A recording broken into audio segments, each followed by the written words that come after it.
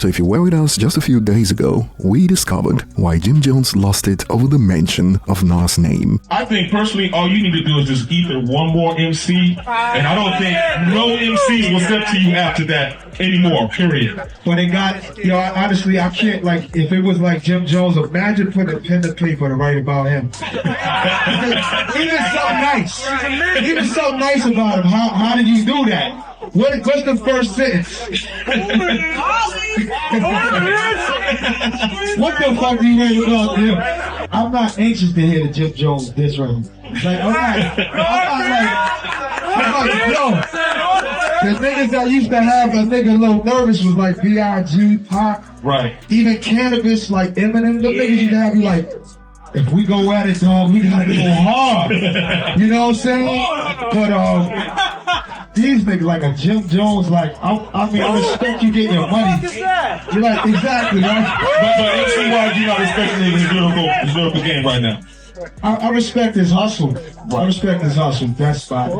Now that was from 2 decades ago, and when that receipt was pulled up, many hip-hop fans on social media finally understood why Nas suddenly had his own version of Benzino, and things even escalated further in a recent interview when it comes to the claims that we've heard from Jim Jones, who has made it his mission to diminish Nas's accomplishments compared to his own, and this comes after his argument of numbers and Billboard entries got demolished en masse by fans on social media. And before we stick around for the latter part of the video, where we got an exclusive interview from People's Magazine with Eminem's daughter, where she gave her dad credit for how he raised them, something that she now understands as an adult. And we also have one that's been slow cooking for months when it comes to Drake and T-Pain, and I believe this all started to slow cook when T-Pain made some comments about Drake's album Some Sexy Songs for You, and clearly Drake wasn't a fan of those comments, which led to the latest exchange that happened hours ago. And starting with Jim Jones, we got some claims from the rapper who's been on the press run to slander Nas for days, and we got perhaps the most outrageous claims yet, because while he's admitted defeat when it comes to the numbers comparison that he brought up in earlier interviews. Me, Jim Jones, myself, gold records, platinum records, gold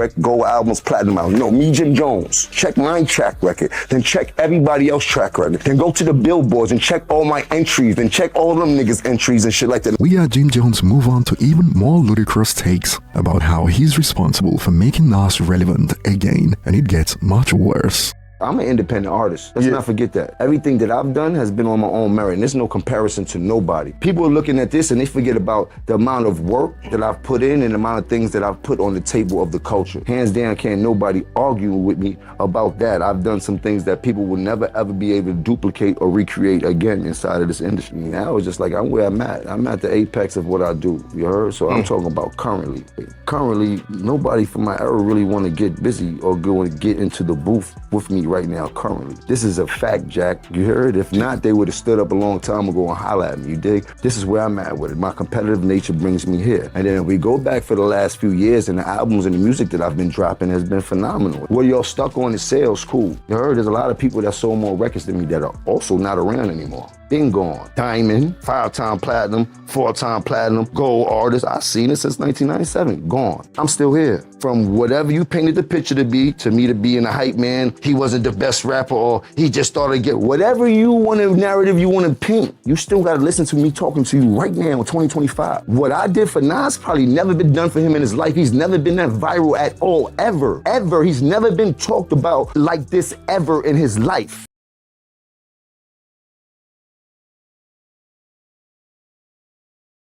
Ever. He's never been talked about like this ever in his life. The last time he was in some shit like this where people were comparing when him and Jade was beating on him. Say that. You heard? You dig? Like, and I don't want to talk about other people's career, but let's just get to the semantics of it. Since the whole time? Nah, so I don't know Nas to have a conversation with him. You don't have a conversation, we can have that too and shit like that. You dig? Like, I don't really care. It ain't a money thing, but this is here. You heard? If you want to get busy, is the money on the line. Any one of y'all from my era and before my era. You heard? I started in 2003. Let's not forget that. Let's get it straight. That's when I signed my deal. First time I heard Nas, I was in 10th, 11th grade. Things have changed tremendously since Nas was hot in the 90s. He had a smooth wave, but it didn't carry over the way that we seen other artists carry over that was supposed to be in his position. He was supposed to be a leader, but he didn't get to finish his mission. But I don't care about that part. You think? I care about right now. I've been getting busy. I'm outside. I've been leading an example in a great way. Not chasing nothing young, but I'm mean and medium so these young niggas can understand what I got going on and understand the message that I'm preaching because I've been there and what they've been through. So as you heard, according to him, Nas hasn't been this relevant in the hip-hop discourse since the beef with Jay-Z over 20 years ago. And even rapper Mickey Facts believes this has gone too far. Jim Jones is back saying Nas has never been talked about like this in his life. Aight man, LOL, the first 2 times the trolling worked. Now enough is enough, laughing emoji. And some have expanded on how while Jim Jones may be 3 years younger than Nas, but he's got the mindset of a Gen Alpha when it comes to his concept of going viral. Jimmy, Nas needs zero promo. Nas tours constantly. He don't want to be compared to a man that's not even on the same playing field. Nas' net worth is $80 million. He don't need your viral nonsense. Nas earns his living off a lifelong list of good vibes and honest work. He don't need 19-year-olds clicking like TikTok to stay relevant. That's what Jimmy don't understand. Jimmy needs this, not Nas. This ain't even bigger than the 21 Savage moment, Jimmy. So Nas already been here. 21 Savage did the same thing and had to submit and backtrack. Jimmy thinks he's bigger than he is. And just like Eminem has got Benzino, Nas has got his own version of the same. And moving forward, it would be interesting to see how this plays out, and be sure to subscribe for more as we got some more comedy gold linked to this commotion. And moving on, we got T-Pain versus Drake hitting up right now. And perhaps this all started due to some comments that T-Pain made back in February when he suggested that Some Sexy Songs for You is an album made up of throwaway songs. All these trash songs that I recorded, I listen to them all the time. And So here's my thing. I feel like he recorded a bunch of shit. In order to keep Party around, you can take 10, 15 of these songs, put a verse on them, bitch, Party. That's our album, bro. The songs are already recorded. The songs are already recorded. These are all the songs that didn't make my previous albums. Go for it, bro. Put verses on these songs.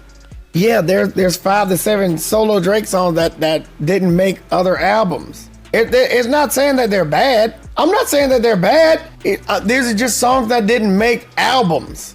Or Party, or the other way around. Or Party came in with an album and was like, hey Drake, can you put verses on these particular songs? And back then, T-Pain claimed that he wasn't dissing Drake, even when a TMZ reporter tried to instigate beef between him and Drake. There was a TMZ lady out there, and she was like, T-Pain, are you hype about the new Drake album? And I said, did you ask him about my album? And she said, is that a diss? What? Is that a diss? Did you just diss Drake? And I said, no, did you ask him about my album? Or when you saw T-Pain, all you can think about was Drake? And I said, did you ask him about my album? Is that a diss? Can you please tell me that's a diss? They're looking for something, and I understand that. But here's the thing, I'm a Drake fan. And here's a more thing. I'm more of a Party fan than I am a Drake fan. But I said, hey, did you ask Drake about my album? And she said, is that a diss? Can I please publish this as a diss?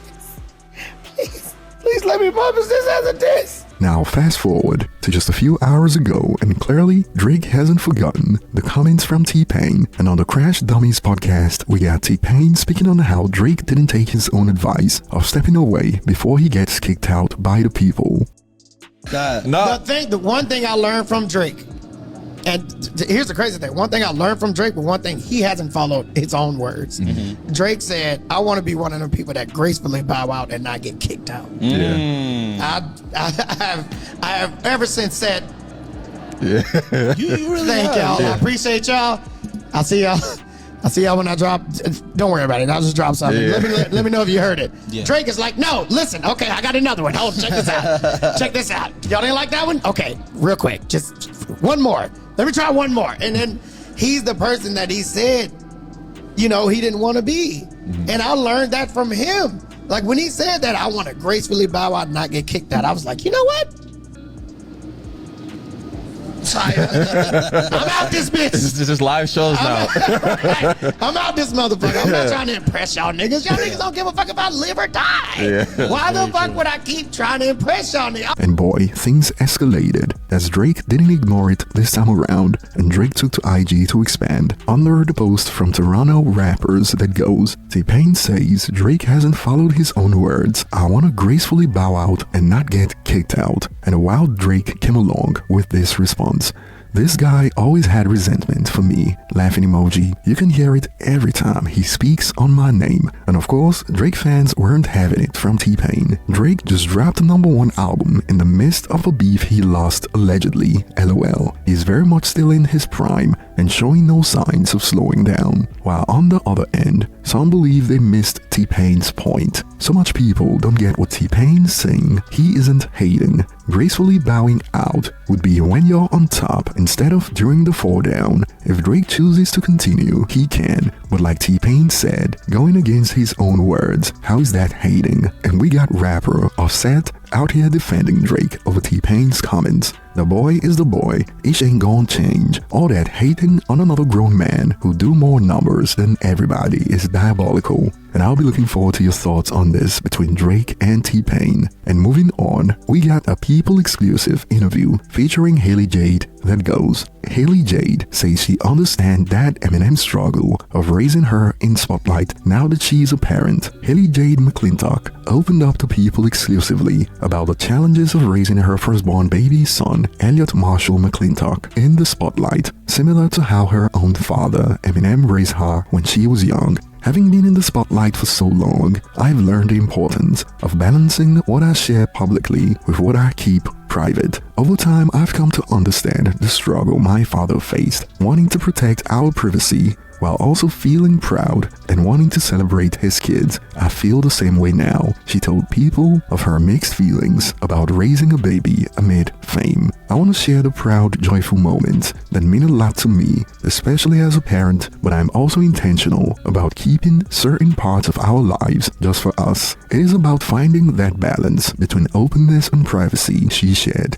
adding, and that balance has become even more important to me as I navigate parenthood.